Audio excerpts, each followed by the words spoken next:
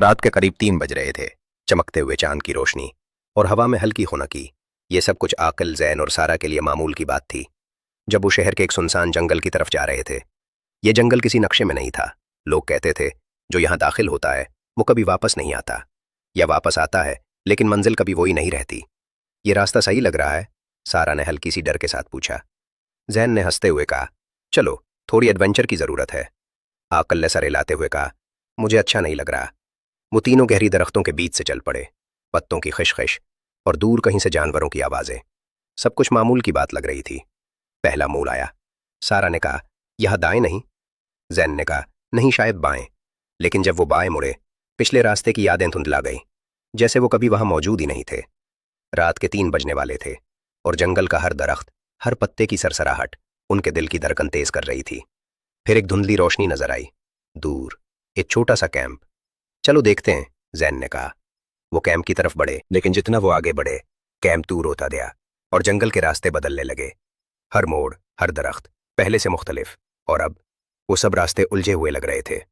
सारा ने कांपते हुए कहा, हम तो गुम हो गए हैं। आकिल ने मोबाइल निकाला, लेकिन सिग्नल नहीं था। नक्शा बेकार। जंगल में हर चीज तब्दील हो रही थी। घंटे गुजर गए, रात भर चलते रहे। फिर एक आवाज, बहुत नर्म, यहां से वापस आ जाओ। तीनों ने इर्द गिर्द देखा, कोई नहीं था, सिर्फ दरख्त और साए। लेकिन वो साए हरकत कर रहे थे, उनके पीछे पीछे। जैन ने हिम्मत करके कहा, चलो सीधा आगे। लेकिन आगे का रास्ता भी पलट कर वापस ले आया, जैसे जंगल उन्हें फांस कर रखे। एक घुना हिस्सा आया, धुंध ज्यादा और सर्दी, पत्तों पर शबनम, हर सांस में गुने धुंध की खुशबू। फिर अचानक जमीन पर पुराने जूते पड़े, खून के निशानात, लेकिन कोई जिंदा नहीं था। सारा चीखे, ये सब लोग, वो जो कभी यहां आए। आकिल ने हिम्मत करके आगे देखा, और वहां एक पुराना निशानी पत्थर, जिस पर कंधा था, जो रास्ता बदलता है वापस नहीं आता। तभी दूर से रोशनी आई, शायद एक गाड़ी या शोला।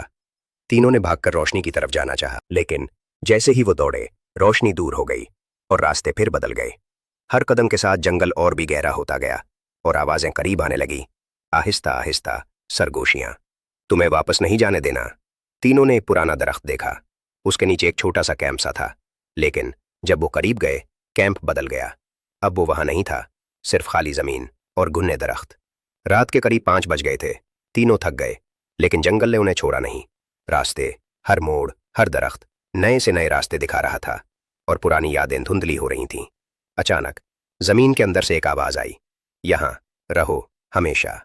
तीनों ने पीछे देखा, कुछ साए, इंसान जैसे, लेकिन आंखें खाली, चेहरे मस्कशुदा, और आहिस्ता आहिस्ता उनकी तरफ बढ़ रहे थे।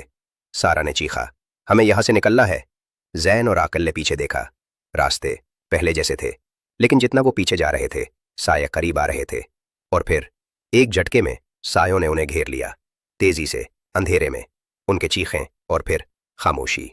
सुबह के वक्त शहर के लोग जंगल के किनारे आए, लेकिन वहां कोई नहीं था, सिर्फ एक पुराना निशान, जिस पर कंधा था। जो यहां दाखिल होता है वो रास्ते के मालिक बन जाता है, और अगर कोई हिम्मत करके इसी जंगल में दाखिल होता है तो वो रास्ते हमेशा बदलते रहते हैं, और जो एक बार चल पड़ता है वो कभी वापस नहीं आता।